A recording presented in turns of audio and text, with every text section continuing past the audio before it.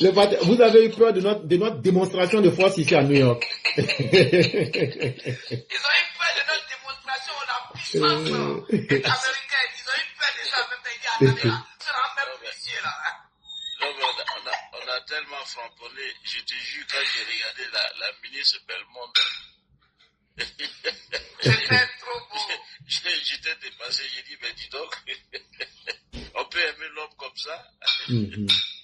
Et ça vaut la peine vraiment. Franchement, vous êtes des hommes de valeur. Ça donne du courage de faire que du bien dans sa vie, quoi.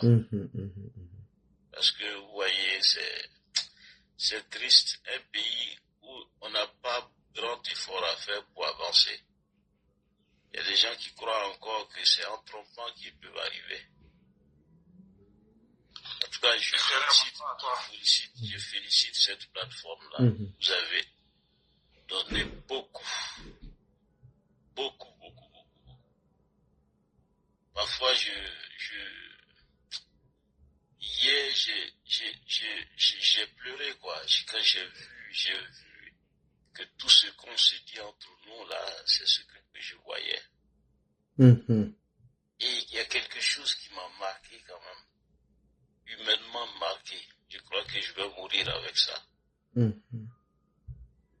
C'est bizarre, les gens étaient très paisibles. Oui, il y a eu 0 incident de sécurité. Oui. 0 incident. Effectivement. Je vous assure. Il y a des scènes que vous voyez, je dis, mais qu'est-ce que c'est que ça?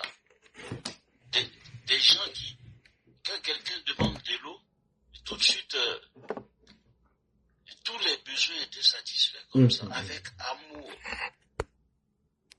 J'ai vu les responsables, le frère Odé, les ministres là, j'ai vu qu'ils étaient dépassés par les événements. Ce qu'ils parlaient même sans s'en rendre compte tellement c'était... Je crois qu'on a vécu quelque chose. Bon, vous voyez que mes mots, j'arrive pas jusqu'au bout de mes phrases. Effectivement, oui. C'est trop. Et même on a été accosté, personnellement, je vais parler de moi, beaucoup d'autres personnes ont été accostées par d'autres personnes qui ne sont pas de la Côte d'Ivoire et disent, mais c'est fort ce que vous venez de faire. J'ai dit oui. Mais tout ça pour nous dire que, franchement, nous devons préserver ce modèle-là. Ce modèle est à préserver. Je suis en train de réaliser, je pense que vous le réalisez aussi, que la Côte d'Ivoire est en train d'échapper aux mains des prédateurs. Mais maintenant, c'est à nous, Ivoiriens. Le vieux, il a fait sa part. Il va continuer pour quelques années. Mais c'est à nous maintenant, et les générations futures, de ne plus jouer avec le pays, de protéger le pays. Chaque Ivoirien, quand vous voyez votre frère qu'il y a un problème entre vous, n'allez pas jusqu'au pire. Regardez le docteur. Regardez l'image du docteur. Dites, oui, je peux tout faire à mon frère, mais pas le pire. Il faut qu'on se protège entre nous, au pays comme à l'extérieur. Il faut qu'on s'aime. Moi, j'ai même l'envie qu'on mette une politique de ceux qui sont au sud, que beaucoup soient affectés au nord, qu'on force le mélange, que les gens commencent à comprendre qu'on a compris le problème. En fait, on profite de nous en nous divisant. Et c'est pas une histoire que nous vivons là qui n'a pas existé dans le monde. Ça a déjà été fait dans d'autres contrées. Mais la solution à tout ça, c'est l'amour. Et puis les dirigeants, vraiment, je profite de ce soir pour dire, faites tout quand on vous confie un poste de responsabilité. Donnez de l'amour à cela. Ne mettez pas l'argent au-dessus de tout. Servez le peuple. Rejoignons-nous aux pratiques du docteur. Je suis persuadé que ce monsieur, Ils ne trouvent la joie de vivre que dans le fait de voir les Ivoiriens heureux. La CAN l'a montré. C'est ce modèle qu'il faut cultiver. Et si on fait cela, je crois qu'on aura assuré pour très longtemps, en tout cas, la prospérité dans ce pays-là. La prospérité dans tous les sens. La prospérité n'est pas que matérielle. C'est le fait de s'asseoir, Jula, Bété, Baoulé, tous, on s'assoit, on rit ensemble, on se protège. L'autre n'a pas mangé, on est préoccupé par ça. Cette famille souffre, on est préoccupé par ça. C'est ça la Côte d'Ivoire que nous voulons construire. C'est cette Côte d'Ivoire-là qui doit rester. Et si cette Côte d'Ivoire, nous réussissons à vraiment la bâtir, on va vraiment apaiser le pays. Même les opposants, ou bien ceux qui sont avec les opposants, qui s'agitent. Parfois aussi, ils n'ont pas tort sur toute la ligne. Il faut être honnête de le dire. Ils ont besoin aussi de se sentir et de profiter de ce pays. Mais maintenant que c'est la responsabilité que le RHDP porte de diriger le pays aujourd'hui, c'est à nous de répondre à tous ces besoins dans la dignité, de les éduquer petit à petit à comprendre qu'il y a quelque chose qu'il ne faut pas tuer, c'est la Côte d'Ivoire. En tout cas, merci beaucoup pour tout ce que les Ivoiriens ont fait pour la manifestation du 14. Ils ont montré que ils sont reconnaissants de ce que le docteur et son équipe sont en train de faire. J'ai toujours peur. Il faut que cet enthousiasme-là reste parce que dans mes retraits spirituels, je vois que c'est un grand pays qui est là. Et il a besoin de grands hommes pour le soutenir. Je pense en toute humilité que les EPV renferment beaucoup de bonnes personnes qui peuvent vraiment apporter énormément dans cette lutte. Merci à vous. Merci à vous, EPV et éclaireurs en tête. Et je crois que la ligne éditoriale, la ligne, c'est-à-dire ce qui nous unit, ne doit pas être mis en second plan. Il faut toujours continuer. Je me souviens, et c'est là que je vais terminer, lorsque le prophète partait à Médine, parce que les musulmans avaient été tellement persécutés, il y a un groupe qui a dit au prophète, puisqu'on nous persécute tant, il faut qu'on parte. Le prophète a dit, allez en Éthiopie, l'Éthiopie actuelle, Abyssinie, il y a là-bas un roi qui est croyant, c'est un chrétien. Il connaît Dieu, il va vous accueillir. Et son parti, ils ont été bien accueillis et protégés. Et le reste des musulmans sont restés. Et le prophète, quand Dieu a ordonné qu'il parte à Médine, donc il a dû se cacher avec Abou Bakr pour y aller. Et c'est ainsi que le reste des musulmans, qui étaient en tout cas persécutés dans leur famille, se sont aussi cachés pour rejoindre Médine. Mais quand ils sont arrivés à Médine, ils ont été accueillis avec vraiment une grande joie. Parce que eux, ils s'étaient préparés à cet événement-là. Et ils ont réservé tout ce qu'il fallait que le prophète soit vraiment bien accueilli. Mais les musulmans ont tellement souffert qu'il y a certains qui se sont séparés, ils sont partis, ils disent non, c'est trop. Mais les vrais hommes qui sont restés dans la lutte, c'est ceux-là dont que Dieu a promu au paradis, selon les récits. Ils ont tenu le coup jusqu'au retour à la Mecque, qui a été la prise de la Mecque avec le traité de Bédia. C'est ce que nous, on est en train de faire. Le RDA a traversé tellement de difficultés. Mais le secret du succès aujourd'hui du RDR ou du RHDP, il ne faudrait pas qu'on soit rancunier. Il ne faudrait pas qu'on soit rancunier. Mais nous devons protéger la vérité. La vérité doit demeurer. Ça veut dire que nous devons, nous les premiers, être des modèles, comme notre maître, comme notre guide, le président de la République. Il ne change pas. Toujours humble. Il est toujours prêt à vraiment défendre la Côte d'Ivoire, à faire des sacrifices énormes. C'est ce qu'on demande à nous tous. C'est une responsabilité collective et individuelle. Donc hier, c'est quelque chose qui s'est passé, qui est à la fois temporel et aussi spirituel. Ça renferme pas mal d'enseignements.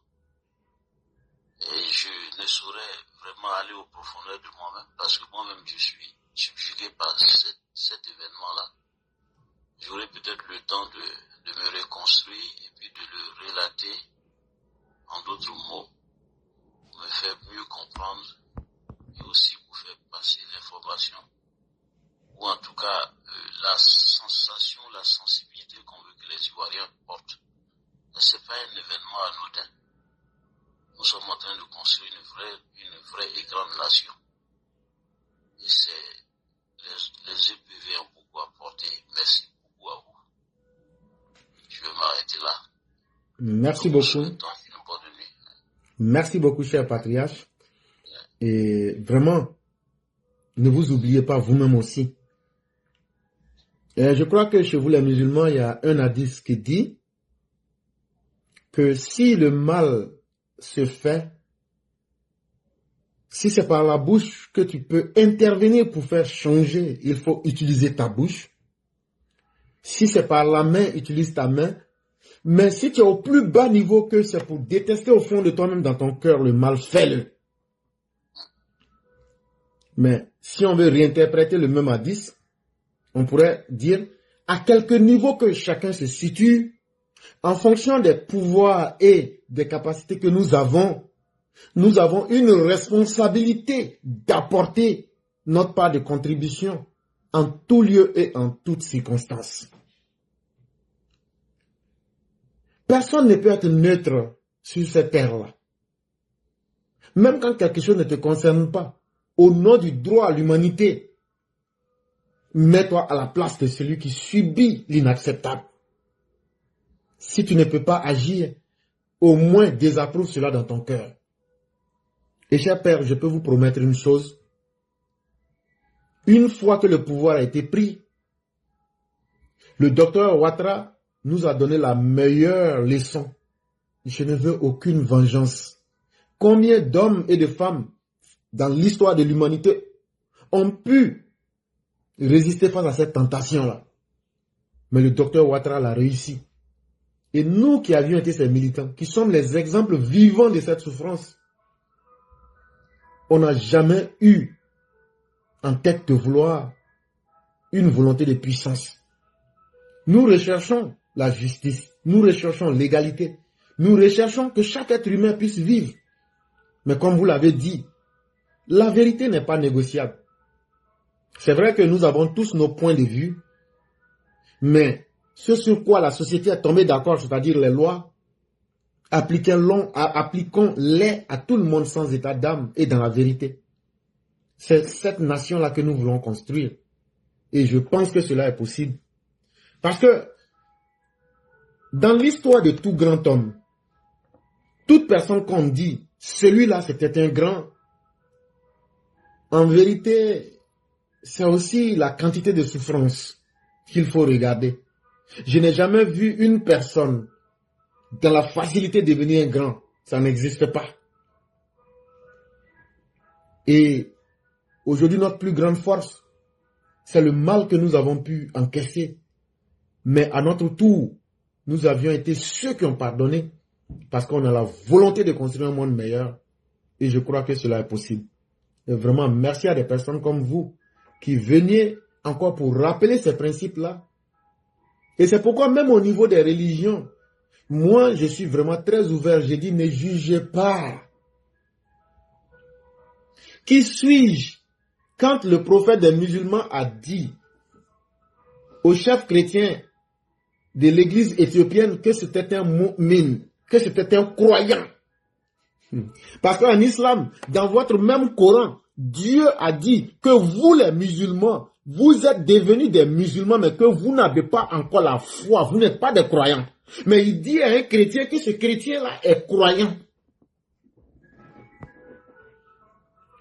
Ceux qui font des études réelles de religion, voilà quelque chose que vous devriez expliquer à ceux qui suivent vos religions. Et le prophète de Dieu ne peut pas se tromper parce qu'il parlait sous la volonté divine. Et Jésus l'a dit, lorsque le Paraclet sera venu, il ne parlera pas de lui-même, mais il parlera sous le contrôle de son Seigneur. Ça veut dire tout ce qu'il dit là, il ne faut pas le voir en tant qu'entité humaine, mais il faut voir celui qui assume la responsabilité. Et donc, ça veut dire que ce monde-là ne peut pas le construire avec une seule manière de voir la vie. Si le prophète des musulmans a été prédit dans les Deutéronomes par Jésus, et non, le prophète Moïse même, pour ne pas me tromper, par le prophète Moïse même dans les Deutéronomes, et que Jésus est venu confirmer. Il dit, je ne suis pas venu pour abolir la loi des prophètes. Ce que les autres ont fait avant là, c'est ce que moi je viens pour faire. Et je suis venu pour faire ma part. Je ne viens que pour accomplir ce que je dois faire. Mais il viendra un temps où moi je dois partir pour que le Saint-Esprit revienne. Celui qu'on appelait le Paraclet là, c'est lui qu'on appelle le Saint-Esprit. Parce que l'Esprit, c'est que vous appelez le Ruh Sani en arabe. Et dans votre sourate, il y a une de vos sourates, je ne me souviens plus exactement, où Dieu dit qu'il fait descendre l'Esprit Saint jusqu'au plus bas. Mais cet Esprit Saint-là peut descendre si l'environnement et le contexte n'est pas prêt. Je ne crois pas. Et donc, en réalité, là, Dieu a classé chaque être humain en fonction de son niveau de compréhension. Quelqu'un qui est né juif, chrétien, sabéen, zoroastre ou bien même combien, est-ce que ce n'est pas Dieu? Est-ce que c'est lui qui a demandé à naître dans ces conditions? Non! C'est Dieu qui lui a fait cette condition-là. Est-ce qu'on peut aller le juger au-delà de ce que Dieu lui a imposé? Voilà comment nous autres nous réfléchissons. Et donc dans ce mécanisme-là, nous disons, si quelqu'un est ce qu'il est, prenons le temps de le juger en fonction des normes de ce qu'il est. Pour juger un chrétien, il faut le juger en tant que bon ou mauvais chrétien. Ne le juge pas, moi je suis musulman, il faut que tu sois musulman, sinon tu vas aller en enfer. Moi, je suis chrétien. Si tu n'es pas comme ça, là, c'est que tu vas aller en enfer. Non. Je ne connais pas un être humain qui veuille le malheur pour lui-même. Mais, ce que la nature ici t'offre là, si tu n'es pas capable d'aller au-delà, dites-moi comment Dieu va te juger, te sanctionner. Mais en chacun des êtres humains, il y a une beauté. C'est-à-dire que nous pouvons être des humains qui peuvent s'améliorer chaque jour. Et ça, comment on le fait? En faisant un petit bien. Parce qu'il n'y a pas quelque chose de plus grand qui construise le monde que chaque matin, chaque jour, même dans la pensée. Il est même scientifiquement démontré maintenant que la manière dont nous pensons affecte la manière dont nous vieillissons. C'est scientifiquement démontré maintenant. Si toi, tu es toujours dans la mauvaise pensée, tu penses toujours du mal des autres, tu crées des toxines dans ton corps. Si tu penses toujours positivement, mais tu crées toujours l'environnement à tes cellules d'être dans de bonnes conditions. Parce que l'homme est d'abord un résultat chimique. L'être humain, là, nous sommes un résultat chimique. D'autres vont dire encore que j'ai blasphémé. Mais le sperme, là, et puis l'ovule qui se rencontre, là, c'est pas une solution. C'est pas ce qu'on appelle en chimie une solution. Donc, c'est un résultat de la chimie. Et même scientifiquement, il est démontré maintenant. Même le fait de dire je t'aime, tu m'aimes là, ce sont des hormones. Et donc, il y a tellement à apprendre dans la nature. Il y a tellement à apprendre entre nous que la différence devrait être le meilleur ambassadeur entre nous les êtres humains. Ah, toi, tu as combien? Ok. Est-ce que tu peux m'enseigner? Ah, toi, tu es musulman? Oui, il faut m'enseigner. C'est ça qui devrait être le meilleur représentant entre les êtres humains. Comment découvrir la différence de l'autre et surtout le comprendre. Et je crois que c'est ce que le docteur Ouattara est en train de faire. Et nous autres, nous apportons notre petite contribution. Mais ne sous-estimons pas et ne sous-estimez pas ce que vous faites, chers tous. Parce qu'un monde où chacun fait un petit bien est encore bien mieux qu'un monde où chacun fait l'effort de faire un petit mal chaque jour. Parce que quand tu mets des enfants au monde, quand toi-même, tu veux voir en ces enfants la projection de l'idéal de vie que tu voudrais, tu dois être capable de te poser cette question-là. C'est quel monde nous on va laisser à ceux qui vont continuer à perpétuer l'espèce humaine. Et soyons simplement des êtres bons. Et c'est ce que vous êtes, chers pères, et c'est ce que vous êtes, chers tous. Mais, comme j'aime à le dire, tout ce qui est bon est toujours rare. Les personnes bonnes, aussi longtemps que l'or sera rare, les personnes bonnes aussi seront rares. Et donc, ce n'est vraiment pas toujours évident. Mais quand tu découvres que tu fais partie de ceux qui sont l'exception, demeure sur ta position, fais du mieux que tu peux, parce que c'est vous qui dirigez le monde, sans le savoir. Le monde n'est pas simplement dirigé par ceux qui sont à la tête des États, mais le monde est aussi dirigé par ceux qui ont de bonnes intentions qu'ils dégagent, par ceux qui ont de bonnes actions qu'ils posent. C'est aussi cela. Et vraiment, cher Père, merci beaucoup, malgré l'état de santé. Quand j'imagine à Paris, où il est pratiquement 2 heures du matin, vous êtes restés avec nous. On ne peut pas demander un sacrifice plus grand. Mais comme j'aime à le dire, nous ne sommes que des humains. C'est Dieu seul qui sait comment il paye chacun. Que Dieu nous donne tous la santé. Qu'il nous accorde sa grâce. Et surtout qu'il nous permette d'évoluer spirituellement. Parce qu'il y a tellement de choses à découvrir, à comprendre. Et qu'il nous donne surtout la chance de laisser un impact positif pour que le jour de notre mort, les gens ne se souviennent pas de nous, mais que les gens se souviennent de nos actions. Parce que c'est ça le plus important. Et vraiment, merci à vous aussi. Et que la grâce de Dieu demeure en chacun de nous. Merci beaucoup, cher patriarche. Ok. Donc, chère mère, on va vous laisser la parole. Il y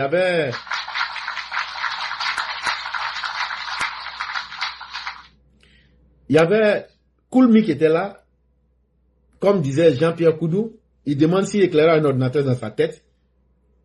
Non, mais souvent, effectivement, et il pose bien la question parce que au moins j'étais un peu dispersé dans tout ce que je faisais.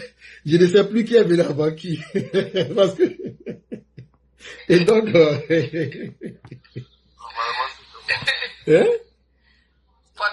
donc le porte-parole prend la parole.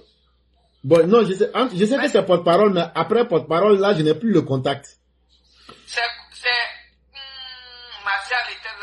Faut pas mentir des. Faut demander des. Ok, il n'y a pas de problème. Ah, ok, il n'y a pas de problème. Non, Koulmi, c'est notre gars, hein. Non, je sais, professeur, mais il monte pas, quoi. Il n'intervient pas comme ça. Chaque fois que je le fais monter, il dit c'est pas vrai. Donc aujourd'hui, là, quand il fait des modes, je rejette. Quand il fait des modes, je rejette. Il a fait tapoter, peut-être quoi. Ah, ok, désolé, Koulmi. Ok, donc on va procéder ainsi. Après, donc, porte-parole, ça sera... Koulmi, le frère Martial va parler longtemps. Il n'y a pas de problème, ça marche. Non, lui va venir pour nous enseigner. Donc, quand c'est comme ça, là... Donc, on doit ouvrir les cahiers, oui. Le professeur, la partie que tu viens de parler tout à l'heure, il y a quelqu'un qui demande de faire le découpage après. Je vais le faire parce que c'est que s'il le dit, c'est que ça l'enseigne aussi. Il n'y a pas de problème. Je vais faire. Il n'y a pas de problème, oui. Sinon, ce que j'étais en train de demander, c'est que ne jugeons pas les gens. Par exemple, chère mère, vous pouvez avoir été né d'une famille païenne. Et vous n'aviez pas eu certaines conditions pour évoluer, pour pouvoir changer votre environnement ou même changer votre état de pensée. Je prends un exemple. Moi, mes parents sont des animistes. Je nais dans un campement. Je n'ai même pas eu la chance d'aller à l'école. Quelqu'un qui n'est pas allé à l'école dans notre monde d'aujourd'hui, c'est comme quelqu'un qui est bouclé au monde. Yes. Est-ce que cette personne-là, si elle meurt dans sa condition-là, tu vas lui dire, pourquoi tu n'es pas allé chercher la connaissance? C'est sur ça que moi je vais jouer pour dire, non, soyons indulgents les uns envers les autres. Parce qu'il y a des choses qui s'imposent à nous. Sinon, moi j'aurais aimé être à la place de Chakadjan, et puis on me donne tout. J'allais avoir 18 doctorats. Mais ce n'est pas ce que la vie nous donne. La vie, là, il y a quelque chose, tu ne choisis pas tes parents. Donc, il y a des conditions qui s'imposent à toi. Et sur ces facteurs-là, est-ce que ça ne peut pas déterminer ce que tu es? Et donc, il ne faut pas dire à la personne, si tu n'es pas ça, tu seras comme si. Mais plutôt, découvrons ce qui est bien à la personne, en fonction de ses valeurs, et puis essayons de vivre mieux. Et je crois que cela est possible. Mais c'est vrai ce que tu viens de dire, professeur, je suis d'accord avec toi. Il y a une sourate là où Dieu nous dit, c'est à nous de leur demander compte, pas à vous. Effectivement. Donc, c'est vrai, je suis d'accord avec toi. Donc, cher frère porte-parole, vous avez la parole.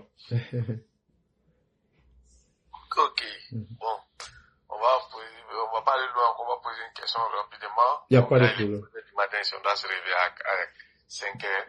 Effectivement, vous voyez que vous n'avez plus que 4 heures du temps et ce n'est pas beaucoup. Ouais. Donc, ma question c'était pour demander juste au docteur que les Damana Pikas qui ont des 20 ans sur la tête, à peu près tous ceux qui ont des 20 ans sur la tête, quel serait leur sort après cette élection 2025 là? Parce que je ne comprends pas. Ok. Non, cher frère, vous voyez, les gens, souvent là, vont mentir. Mais moi, je préfère dire la vérité. Quand Bédier faisait ces conneries là, et puis j'ai dit que le président va jamais le mettre en prison, ça a étonné les gens. Parce que il y a toujours ce que nous on voit, mais il y a aussi ce qu'on ne voit pas. Le président Ouattara a une image à défendre. Ça, on peut aimer comme ne pas aimer. Le président Ouattara veut donner l'occasion à chaque Ivoirien de se corriger. Et c'est cette occasion-là, malgré qu'il a condamné des gens comme les Gbagbo, les Damana, mais qu'il leur a montré sa magnanimité en les mettant dehors là. C'est pour dire, si vous voulez vraiment être des individus meilleurs, je vous donne encore une dernière occasion, même si la société n'a plus foi en vous. Parce que quand quelqu'un est jugé, ça veut dire que la société là, tu as rompu la confiance en toi et la société. Mais quand le président Ouattara prend le risque de permettre à ces personnes de devenir des êtres en évolution, c'est la dernière chance que la vie elle-même leur donne. Si tu ne te corriges pas, à force de commettre des erreurs là, les erreurs là deviennent une habitude. Et l'habitude finit par devenir ton destin. Et c'est pourquoi dans le Coran des musulmans, Dieu dit que ce n'est pas lui qui crée le mal. Quand tu prends ça dans l'absolu, c'est faux. C'est Dieu qui a créé le mal et le bien. Mais ce qu'il veut dire là, il veut dire que c'est l'être humain lui-même là qui fait un choix entre le bien et le mal là. À force de t'habituer à l'un ou à l'autre, tu finis par créer une dépendance. Et quand tu crées une dépendance, ça rentre dans tes habitudes. Et quand ça arrête, habitude, ça veut dire l'habit qui recouvre mon âme. Et quand tu prends cette coloration là, le même Coran dit que l'âme est incitatrice au mal. Que l'âme humaine là, quand tu la habitues, quand tu la laisses dans sa neutralité là, elle aime beaucoup ce qui te fait partir vers le mal. Et c'est là Dieu dit non, le principe du mal comme du bien c'est moi, je l'ai créé, il n'y a même pas de problème. Mais là, où j'ai créé un être avec une capacité de responsabilité, tu fais un choix. Les gens comme les Damana, les Blé Goudé, les Gbagbo, les Simon, à force de s'être connectés au mal, eux-mêmes, ils ne sont convaincus que quand ils font plus de mal, c'est ce qui les arrange. Mais à force de faire ça, ce que tu aimes, quand ça te détruit, là, tu ne peux pas te plaindre. Et cette génération, pour ceux qui ne voudront pas changer, avec toutes les occasions qui leur ont été données, c'est leur propre mal qui va les détruire. Il y a un politicien qui était chef d'un parti politique. Peut-être quand je vais parler comme ça, les gens vont comprendre, lire entre les lignes. Mais vous savez qu'avant sa mort, il avait commencé à pourrir. Je saute la question, je dis ça simplement. Avant sa mort, il avait commencé à pourrir. C'était le chef d'un parti politique. Donc c'est pour... Voilà. Donc c'est pour vous dire que l'être humain là, nous sommes à la fin le choix que nous faisons. Et quand la société t'a donné tout ce qu'il fallait pour que tu t'améliores, si tu refuses, la nature elle-même te retourne ce que tu as sémé. Et donc, quitte à ces personnes-là, 2025 passera. C'est pas eux qui peuvent empêcher la Côte d'Ivoire de tourner en rond. C'est pas eux qui peuvent inquiéter les Ivoiriens. Ces élections-là, par la grâce de Dieu, se passeront dans des conditions apaisées, transparentes, paisibles. Jusqu'à même peut-être les gens seront étonnés. Parce qu'aujourd'hui, qu'est-ce qu'on a constaté? C'est qu'à force de faire du mal aux Ivoiriens, des gens qui ont pris 20 ans, 30 ans pour payer leur baka, pour construire une maison, vous venez brûler ça. Cette personne-là-haut, est-ce que c'est son parti politique qui a construit ça pour elle? Cette maison-là, ce bien-là représentait quelque chose qui nourrissait 10 personnes. Toi, tu viens détruire ça. Bon, les Ivoiriens sont devenus conscients d'une chose. Il n'y a aucun politicien qui va venir, quel que soit le bord qu'il est, pour détruire bien de quelqu'un et puis on va le laisser. Tu as lancé appel haut. Tu as fait sortir les gens. Tu as envoyé l'argent à d'autres pour faire. Quand on va découvrir là, de la manière le bien a été détruit, c'est comme ça aussi on va te détruire. Et aujourd'hui là, moi je viens d'Abidjan, ça vaut même pas encore 3 semaines. Qu'est-ce que les gens te disent? Il faut les laisser. Ceux qui sont dedans là, ils vont pas continuer. Mais cette année là, chacun sait ce qu'il va montrer à l'autre. Ça, les gens même là ne sont même plus prêts. Si tu dis à quelqu'un aujourd'hui à Abidjan, non, il faut laisser le gouvernement, il va te dire pardon. Il faut laisser le gouvernement nous protège déjà. Mais entre nous-mêmes là, on va se protéger dans les quartiers. Et je crois que c'est suffisant. Parce que c'est la nature qui est en train de vomir ces gens. Sinon, ce qu'ils ont posé à la Côte d'Ivoire, ça c'est des gens qui ne devraient même plus vivre. Qui ne devraient même pas être parmi les vivants. Mais eux, au lieu de voir ça comme quelque chose pour se racheter, au lieu de voir ça comme un crédit que la société leur a donné, eux, ils voient comme si c'est la société de la bêtise. Et ils veulent encore faire les mêmes choses. Mais en 2025, là, tous ceux qui avaient l'habitude de faire ça, s'ils essayent, ce n'est pas une promesse, hein, c'est un fait concret. Si le président Ouattara cherche un nouveau prix Nobel de la paix, c'est pas en 2025 qu'il l'aura. Parce que personne ne va se laisser être victime de l'autre. Et les populations vous le disent. Nous n'allons pas attaquer quelqu'un. Mais moi, ma maison que j'ai construite, mon bar que j'ai pu payer, ou bien mon petit commerce que j'ai là, un vadrouillard va venir brûler, puis je vais m'asseoir, croiser les bras, ça c'est faux. Donc le message il est clair. Et là, c'est la nature même qui va les vomir. Et c'est cette génération-là. Si c'est par le mal qu'elle a sémé qu'elle veut finir, je crois que c'est de cette façon-là qu'elle finira. Et l'histoire même ne se souviendra même pas de ces personnes.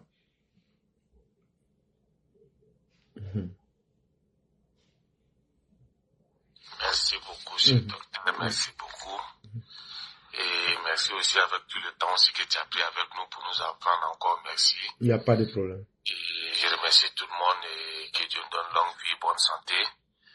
Et pareil aussi pour notre papa aussi qui est le président Hassan Ouattara. Et que Dieu nous donne beaucoup d'avantages dans tout ce qu'on fait. Et que Dieu fait que notre famille, notre petite famille qui est avec nous aussi, n'est qu'à nous aimer aussi pour toujours. Amen, amen, amen. Et que notre famille aussi soit à notre côté aussi. Amen, amen. Merci beaucoup, cher frère. Merci, merci. Tout ce que tu fais pour nous, que Dieu te récompense. Amen, amen. Vraiment, merci aussi à vous-même. Vous avez posé des questions très intelligentes qui ont permis aussi qu'on puisse donner le peu qu'on sait. Parce que je le dis toujours, chaque fois qu'on dit qu'il y a quelqu'un qui est un bon maître, c'est parce que d'abord, si l'élève n'était pas né, le maître ne serait jamais né.